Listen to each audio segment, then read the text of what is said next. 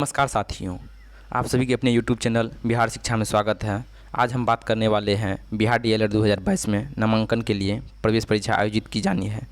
इसके सिलेबस में हिंदी का क्या योगदान है।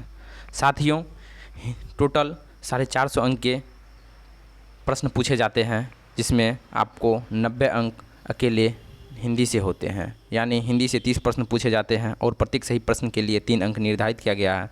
ऐसे में हिंदी से आपके 90 अंक पूछे जाते हैं। अगर आप गवर्नमेंट कॉलेज से डीएलएड करना चाहते हैं, अगर गवर्नमेंट कॉलेज पाना चाहते हैं, तो आपको हिंदी, मैथ और रीजनिंग पर विशेष ध्यान देना होगा, क्योंकि ये सभी से 30-30 प्रश्न पूछे जाते हैं। और हिंदी के किस किस खंड से प्रश्न पूछे जाते हैं, उन्हीं सभी की चर्चा हम इस वीडियो में करने वाले हैं।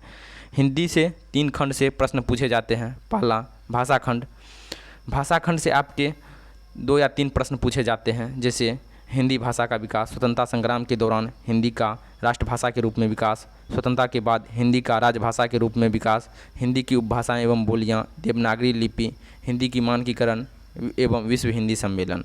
दूसरा टॉपिक आपको व्याकरण खंड आ जाता है। व्याकरण खंड बहुत ही आपके लिए महत्वपूर्ण साबित होने वाला है, क्योंकि इससे 15 से 20 प्रश्न पूछे जाते हैं, जिसमें आपका पहला भाग वर्ण विचार है। वर्ण विचार से 3 या 4 प्रश्न वर्णमाला, वर्तनी, संधि से पूछे जाते हैं। दूसरा भाग शब्द विचार है। शब्द विचार में आपके लिए उपसर्ग, प्रत्यय और समास बहुत महत्वपूर्ण होने वाला है। उसके बाद शब्द भेद, जैसे रचना की दृष्टि से, बनावट की दृष्टि से, अर्थ की दृष्टि से, ये सभी आपको याद करना है। संज्ञा से अव्यय तक, संज्ञा, लिंग, वचन, कारक, सर्वनाम, विशेषण, क्रिया, वाच्य, काल, अव्यय, इससे भी 1-2 प्रश्न रहते हैं। पर्यायवाची शब्द आपके लिए बहुत ही महत्वपूर्ण होने वाला है, क्योंकि इससे आपको 2 या 3 प्रश्न देखने को मिलेगा। विलोम शब्द, अनेक शब्दों के लिए एक शब्द, रिक्त स्थानों की पूर्ति, वाक्य में रिक्त स्थानों की पूर्ति और अनुच्छेद में रिक्त स्थानों की पूर्ति। इसके बाद बात आती है इसके तीसरे भाग यानी वाक्य विचार की।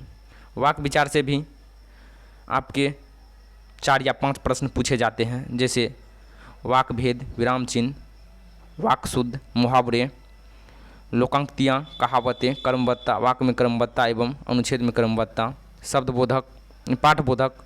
उसके बाद छंद विचार, इससे भी 2 या 3 प्रश्न रहते हैं, जैसे शब्द शक्ति, रस, छंद, अलंकार।